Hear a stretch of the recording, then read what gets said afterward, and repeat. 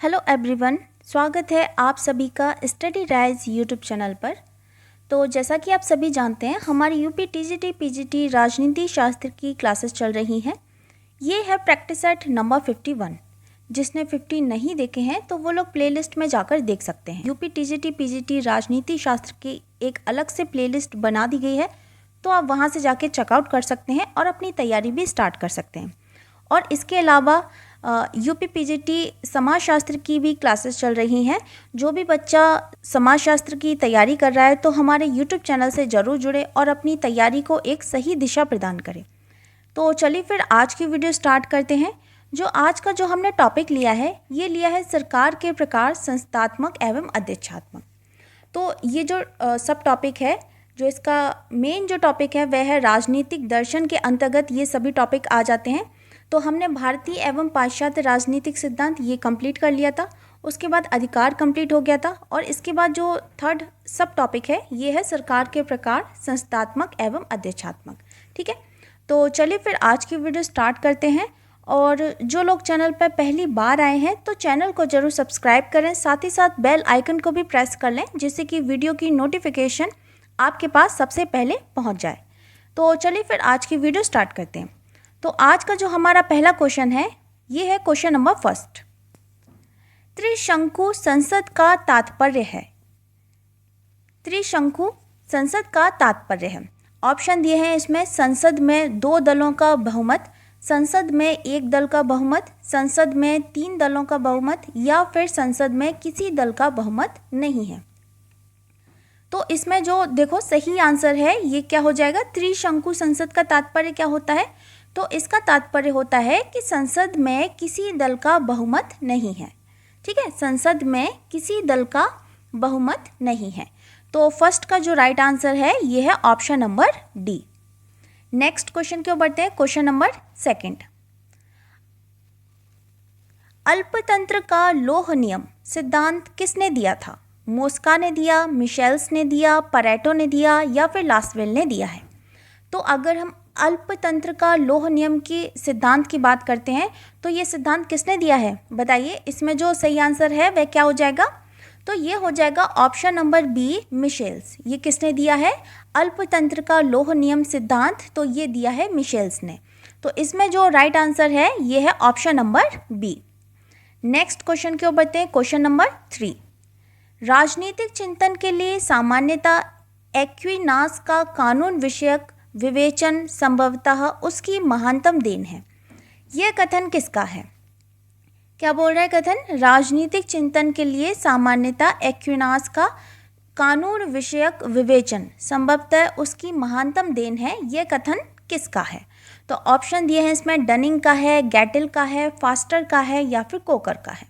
तो ये कथन किसने दिया है, तो ये जो कथन दिया है ये दिया है ऑप्शन नंबर डी, कोकर ने। ठीक है, किसका कथन है, ये कोकर का कथन है। तो इसमें जो राइट आंसर हो जाएगा ये हो जाएगा option number D. Next question है क्वेश्चन नंबर 4। ब्रिटिश संसदीय व्यवस्था के संदर्भ में ऐसा कहा जाता है कि राज्य अध्यक्ष के पास वीटो की शक्ति है, प्रधानमंत्री राज्य अध्यक्ष के प्रति उत्तरदायी है, संसद कार्यपालिका के प्रति उत्तरदायी है, या फिर संसद पर कैबिनेट यानी कि मंत्रिपरिषद का वर्चस्व होता है। तो ये किसकी बात कर रहा है, तो ये कर रहा है ब्रिटिश संसदीय व्यवस्था के बारे में। इन चारों ऑप्शन में से कौन सा सही दिया गया है, ठीक है, कौन सा इसमें सही कथन है। तो देखो इसमें जो राइट आंसर है ये है ऑप्शन नंबर डी, जो संसद है उस पर कैबिनेट यानी कि मंत्रिपरिषद का वर्चस्व होता है। ठीक है, क्या है, जो संसद है उस पर मंत्रिपरिषद का वर्चस्व होता है। ऐसा नहीं कहा जा सकता कि ब्रिटेन में राजा के पास वीटो पावर नहीं है। वीटो पावर तो है पर उसका जो उपयोग है वह साम्राज्ञी एन के समय से नहीं हुआ है। ठीक है, तो इसमें जो राइट आंसर है ये है option number D. Next question की ओर बढ़ते हैं, क्वेश्चन नंबर 5। कौन सी सरकार को उत्तरदायी सरकार के नाम से भी जाना जाता है। कुलीन तंत्र, संसदीय, राजशाही, या फिर तानाशाही। तो कौन सी सरकार को उत्तरदायी सरकार के नाम से भी जाना जाता है, तो ये जाना जाता है ऑप्शन नंबर बी, संसदीय सरकार को। ठीक है, किसको जाना जाता है? संसदीय को जाना जाता है। तो देखो, कार्यपालिका और विधायिका के पारस्परिक संबंधों के आधार पर संसदीय और अध्यक्षात्मक शासन का विभाजन किया जाता है। संसदीय शासन में कार्यपालिका संसद के प्रति उत्तरदायी होती है, इसलिए इसे उत्तरदायी सरकार के नाम से जाना जाता है। तो इसमें जो राइट आंसर है ये है ऑप्शन नंबर बी। अगले प्रश्न की ओर बढ़ते हैं, ये है क्वेश्चन नंबर 6।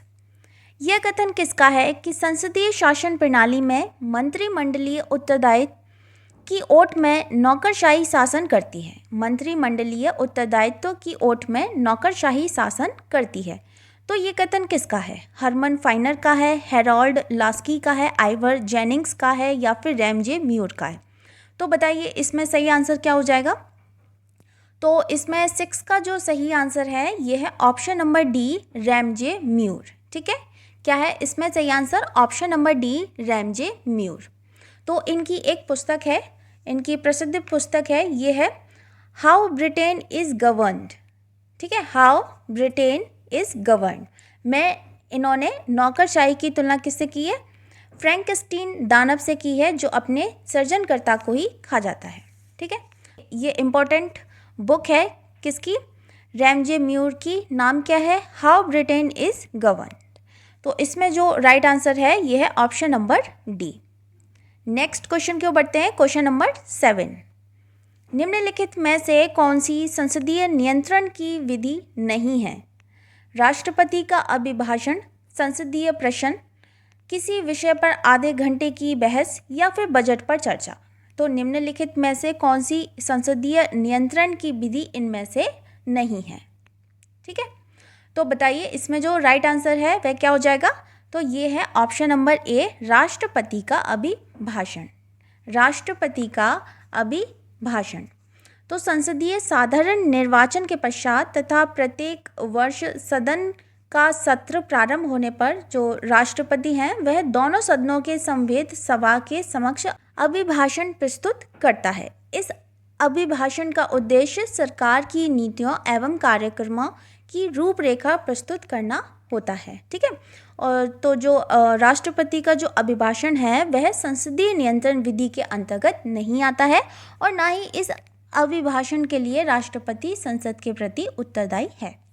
तो इसका 7 का जो राइट आंसर है वह क्या हो जाएगा? Option number A.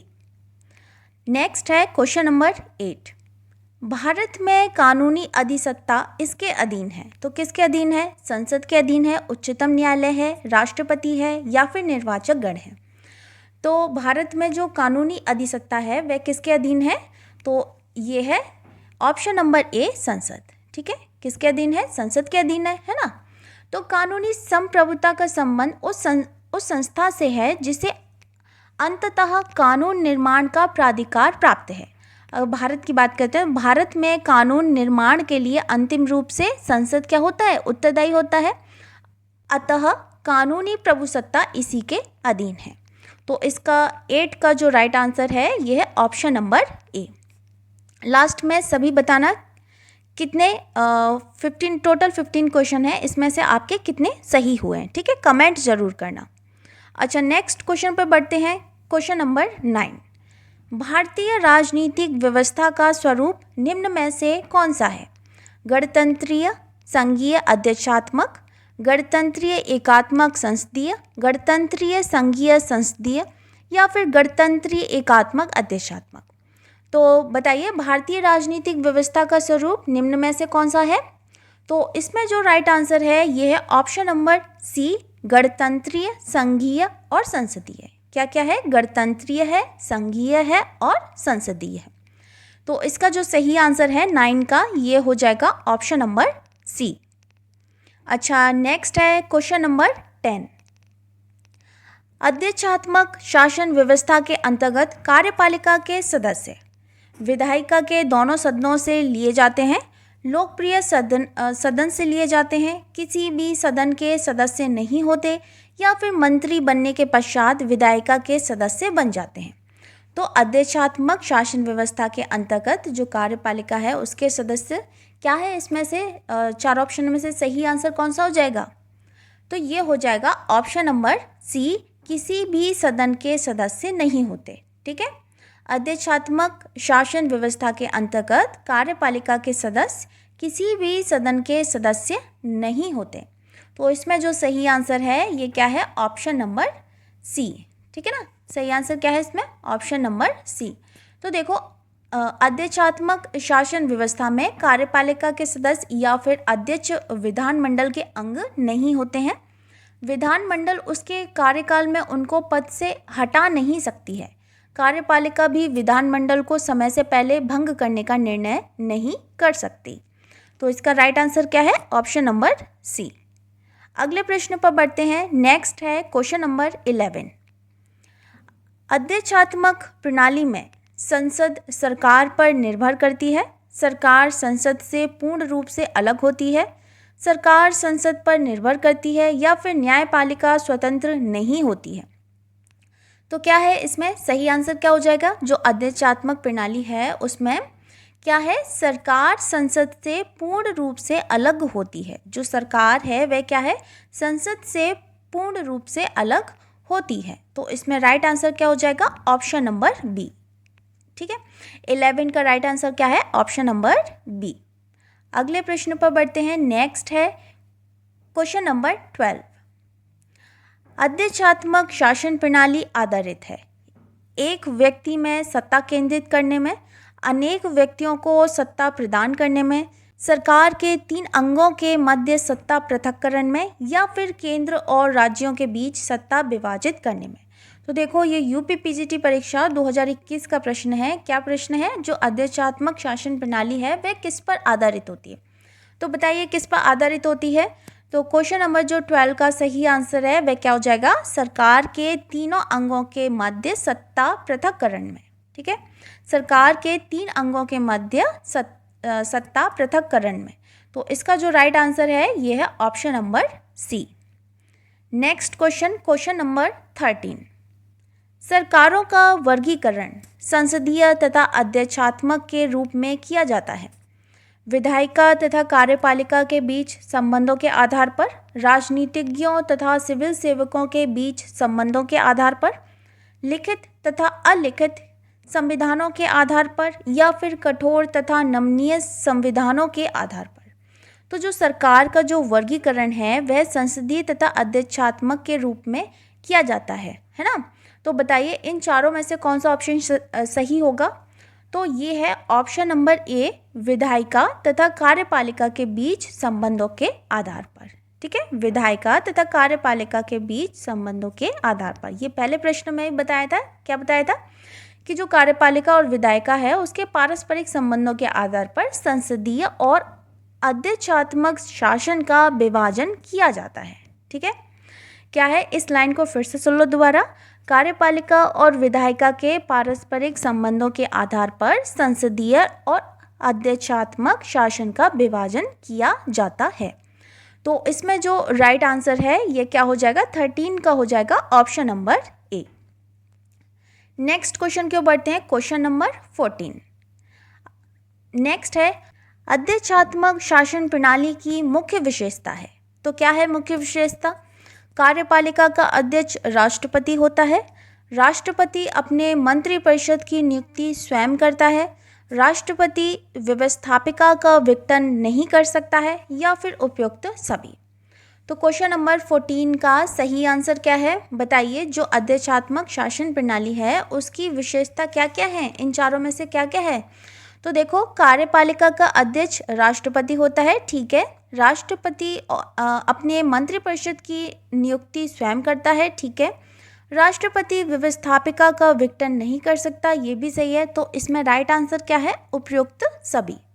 क्या हो जाएगा इसमें राइट आंसर, तो ये हो जाएगा उपयुक्त सभी। ठीक है, इसमें है ऑप्शन नंबर डी। और आज का लास्ट क्वेश्चन है क्वेश्चन नंबर 15।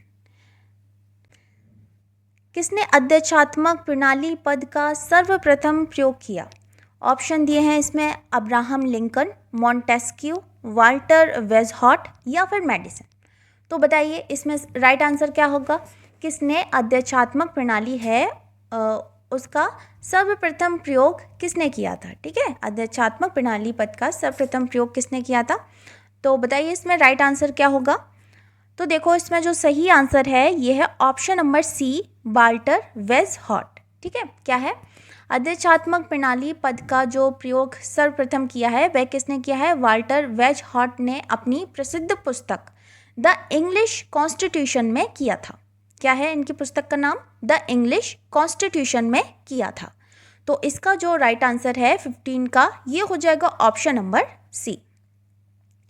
तो दोस्तों ये थी आज की वीडियो, और वीडियो अगर आपको पसंद आती है तो इसको अपने दोस्तों के साथ भी शेयर करें, लाइक करें और कमेंट जरूर करें, और आप ये बताएंगे कि आपके 15 में से कितने आंसर सही हुए हैं। ठीक है, 15 में से टोटल 15 क्वेश्चन थे, इसमें से आपके कितने आंसर सही हुए हैं। तो आप सभी कमेंट जरूर करना, मैं चेक करूँगी।